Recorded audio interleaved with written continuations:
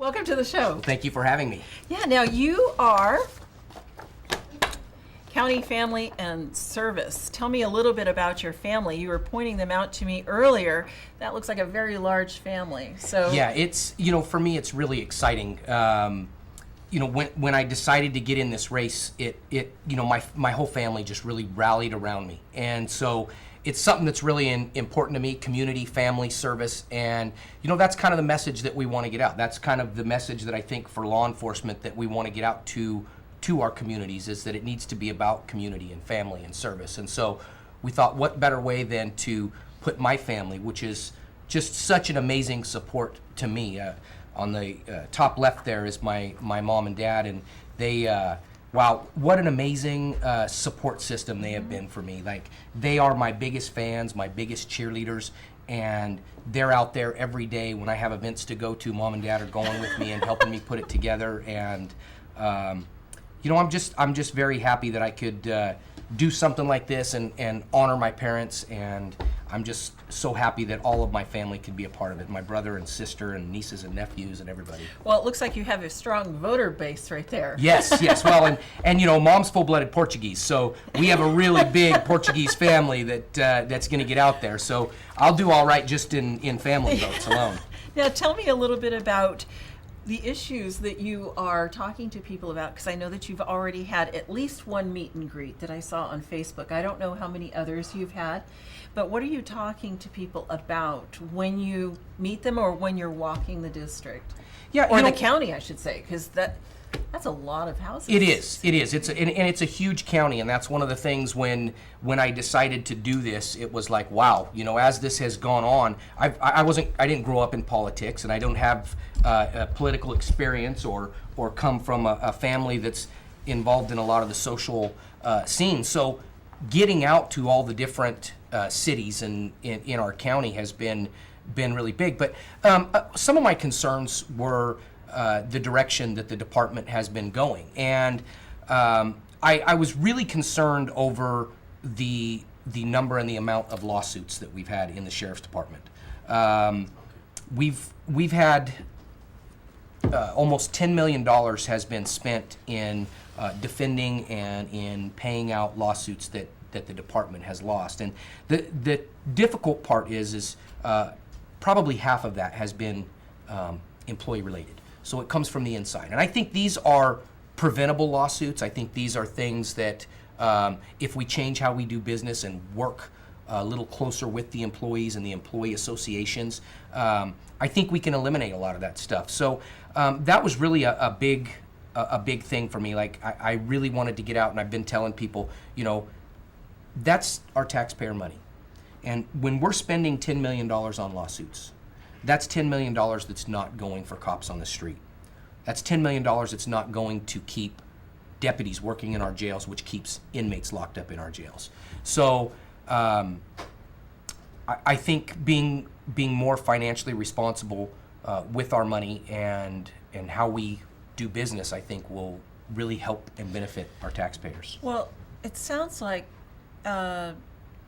this is a business or sensitivity training or administrative issue that you're talking about rather than public safety, although you were saying that if the money is going to lawsuits, then it can't go for other officers. So is it taken out of the same pool as payroll? Well, I think the county has actually had to earmark and set aside special funds to pay for that, and that's money that could maybe not just for public safety, but go for other things. And certainly that's not the only reason that I'm running for sheriff.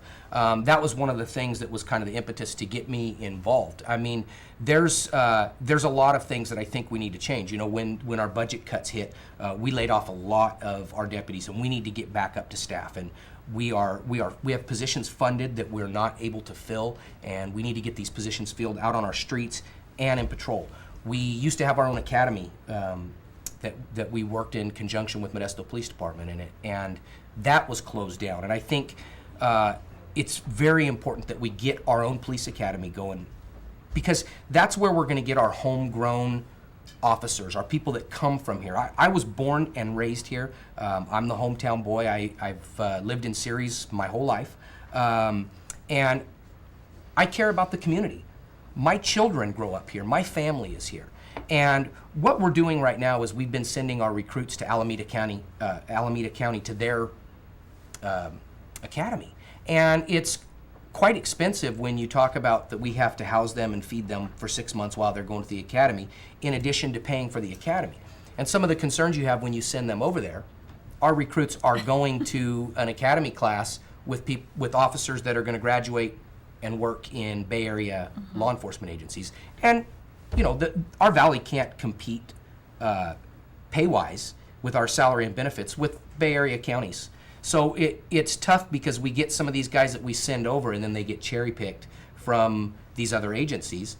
And if they're not hometown people and they don't have necessarily a real strong tie to this community, we get them through the academy and then they leave and go to another agency. So I think keeping that here would be a big benefit to all of our citizens. Well, where did the academy go? I mean, is it just sitting dormant now? Well, yeah, the infrastructure's still there. We still have the facilities there, but we need to reestablish the relationships with the colleges and with Post to get our certification going so we can start training. Peace officer standards and trainings. That's what governs all law enforcement officers in the state of California. So you have to be trained and have a Post certificate in order to be a law enforcement officer in the state of California.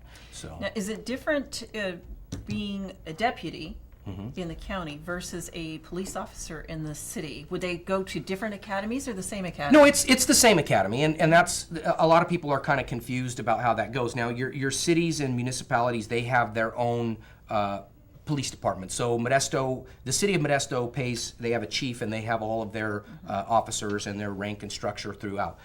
The sheriff is actually an elected position, and so in each of the counties here in California, there is a sheriff that is elected. Now, under him is the deputies. So you have one sheriff, the rest are all sheriff's deputies. The job is the same. The deputies, we do the same stuff as police officers do, and we work typically a lot times out in the county, but in unincorporated areas, and we also have several contract cities that the Sheriff's Department contracts police services for. So that brings me to my next question, and that is, how well does the county work with the city, or cities, because there's 9 cities in Stanislaus County, how well does the county and cities work with one another as far as overlap of services, or what I've heard called duplication of services? Yes, there's a lot of redundancy there with some of the stuff, and I think that's some of the things that we need to start looking at going forward when we're talking about our budgets being slashed, is how can we do more with less? And I think some of that is our agencies working close together to see where do we have redundant services that we can combine and work together. I worked as a gang deputy, a gang detective for several years, and in my position in the gang unit, we worked very closely with the Stanislaus County Gang Task Force. And so we had our own gang task force in Modesto, but we all combined to work together. And you see these gang members, they're crossing jurisdictional boundaries. They don't just stay in the city of Modesto or the city of Ceres, they're crossing over. So when we can team up and work together, I think sometimes we can work a lot bigger cases and we can kind of share the load. When you talk about how well do we work together, I can tell you from a line staff perspective, we all look out for each other. So if there's a Modesto or Ceres police officer and they're yelling for help, we all come. Where you don't just stay and say, well, that's Ceres, we'll let them handle it. When one of my partners, Bob Paris, was murdered in April of 2012, it was Modesto police officers that went up and put their lives at risk to get Bob away from that scene, and that's what we do for each other on a regular basis. Was Mr. Paris a deputy at the time? Yes, he was. Yes, he was working in our civil division, doing evictions. How dangerous is this job? Well, I think was Mr. Paris an exception to the rule, or Deputy Paris? Sure. It's certainly not something that happens every day, but as you look more and more, and you go and maybe you check CNN or whatever wherever you get your news from, you see more and more that there's more officer-involved shootings, more violence against peace officers, And I think that's a direct reflection on our society that we have. And right now, over the past few years, we've got less cops on the streets. And with AB 109, we've released more and more inmates out into our society. And if you think about it, we have people out there that have college degrees that are having a difficult time finding a job. So what are these criminals going to do with a criminal record? There's not a lot out there for them. So the violence has been increasing. As far as how dangerous the job is, you just never know. And that's one of the things that you could go to routine call after routine call, and they say there's no such thing as a routine call, but you can go call to call to call. And what happened to Bob that day, there was no way that he could have saw that coming. And even with warnings and when they say that there's high risk calls, there are. But it could be any time, and it's tough. I mean, when you see it come across the TV screen that another officer was murdered in Georgia or Florida or wherever, it's kind of scary sometimes, the lack of respect for law enforcement that you see out there today. I'd like to talk about the difference between being a deputy and being a sheriff, and I want to talk about that in a minute. But first, before I forget, we have heard a lot about pension reform and how much the pensions are costing the cities and the county and so on. If elected sheriff, is there anything that you can do about that, or is that in this category over here? Is that a different part of the administration? Yeah, the pensions are negotiated with the deputy unions and with the county. The Board of Supervisors are the ones that they have a negotiation team that meets with the deputies' negotiation team, and they work on salaries and benefit packages. That's a really tough subject for me, because being a law enforcement officer, I think that there's a lot of misinformation that gets put out there as far as with the pensions and how damaging potentially that these law enforcement pensions are. I think that there's a belief from a lot of people that we're retiring at 50 years old with 100% of our salary, and it just doesn't exactly work that way. I think what a lot of people also seem to forget is not just the physical demand on your body as a law enforcement officer, but it's the emotional toll as well. I've had to go and wake parents up at 2 o'clock in the morning and tell them that their kid was never coming home again. Those are things that I will never ever forget for the rest of my life. And there are things as a law enforcement officer that you have to keep that stoic face, and you have to, no matter how bad the situation, you have to handle it and stay professional, and it can be very difficult. And I've had those days where you just get home from work and you just dump. It's an emotional dump because of what you've had to deal with. So I have a tough time when people say that it's my pensions, that it's my pension that is destroying our budgets. I mean, I tend to think more that a lot of the entitlement programs are a bigger issue than my pension. But as the sheriff, certainly that's something that I would share my feelings with the Board of Supervisors. But ultimately, the county negotiates with the deputies, not the sheriff. Well, you touched on something, and that is the emotional toll that it takes on the officers, whether it's police officers or deputies. How do you deal with that? I mean, we know that, divorce rates are very high, and that sometimes emotions do crack, and people, because we're all people, and we just kind of reach our breaking point. As a sheriff, as a deputy, how do you deal with that? I think you have to talk about it, and it's having family and close friends, and there are some things that I wouldn't even share with my family, just because I wouldn't want to leave them with what I saw or what I had to do that day or what I had to deal with. And a lot of times it's, you can talk to other cops. One of the things that we've been trying to do in recent years that's a big change internally in law enforcement is go to peer support groups. where when we have a critical incident, where we have an officer-involved shooting or something major that goes on, that we can kind of debrief.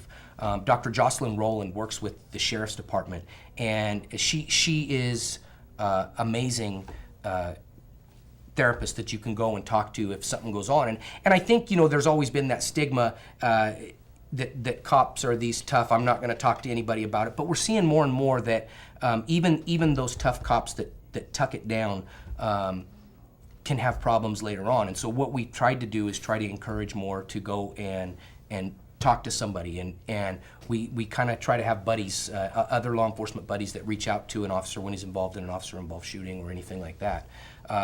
But it can be, it can take an emotional toll. I'm actually one of the hostage negotiators for the department, and it was just a few short weeks ago that I got a call that there was, here in Ceres, there was a man in his house that wanted to commit suicide. And I talked to him on the phone for quite a while and tried to get him to come outside and talk to me. And ultimately he ended up shooting himself. And that's something that can sometimes be kind of difficult. So I know a lot of times they see that we're out there and we're parked on the side of the road and they think, what are they doing? They're not doing anything. And sometimes it's reports and sometimes it's looking up calls. But it's a really crazy job in that, 1 minute you're sitting there and the next minute you are going 90 miles an hour to go try to save someone's life or to protect someone. And just that adrenaline that goes through you. And then you get there, and sometimes while you're on the way, they'll cancel you, and so you have to bring it back down and get through the rest of the day. So I love what I do. I love helping people. I love working with people. But it's certainly, like I said, with the pension reform, and maybe because I am a deputy, that it hits so close to home with me. Well, we've heard about your service as deputy and what it's like to be out on the streets and out in the country and some of those calls. I'm going to hold this up because I want people to recognize this when they see it either coming through the mail or as a walk piece. Now I want to hear about Letras, the sheriff. Yes. Well, there's several things that, and I guess I better say right now, because the number one question that I get all the time is, where do you stand on the Second Amendment and concealed weapons permits? And oh, yeah. I am a... Thank you for reminding me. And because I got to get it out there because everybody asks. I'm a huge supporter. As a matter of fact, both of my parents have their concealed weapons permits. Several other family members. Both your parents? Yes, absolutely. Even mommy? Even mommy. Mommy's a pistol packing mama. So, and that's something that I encourage all my family and friends to go out and do. We can't be there all the time, and you need to be prepared to defend yourself. And so I'm a huge supporter of the Second Amendment rights. And one of the things I want to try to do is kind of speed up the process. I know right now it's currently an 18 to 24 month waiting period. Really? It's really backlogged. So it's something that I want to look at and see how we can kind of speed that up. So what is it, just kind of as a little side question here, approximately how long does it take, like in other counties here in the state of California? To be honest with you, I'm not sure. I know there's a lot of counties where you can not very easily even get one. So the ability to get one is nice here, but because so many people are on the list and so many people want to get it, it's kind of drawn out. So it's something that we certainly need to look at, though. That's to me, it's a bit long to wait, and I'd like to shorten that up. But one of the things for me as the sheriff is that I represent you, the voters, and I represent the citizens of Stanislaus County, and that's my pledge that I've said, is that that I will do everything I can to protect the citizens of Stanislaus County and to listen to the citizens of Stanislaus County. Okay, so if elected, I'll probably be calling you about 3 months after the election and see if you call me back. Oh, absolutely. Absolutely. Because the you candidates, test me. That's right. You test me on that. The candidates who come on the show, I like to always do a follow-up test. Sure. To see if they've really followed through with what they've promised before they got Absolutely. elected. So, absolutely. thank you very much, and I will you. talk to you right after the show. Thank you Thanks, very much. Tom.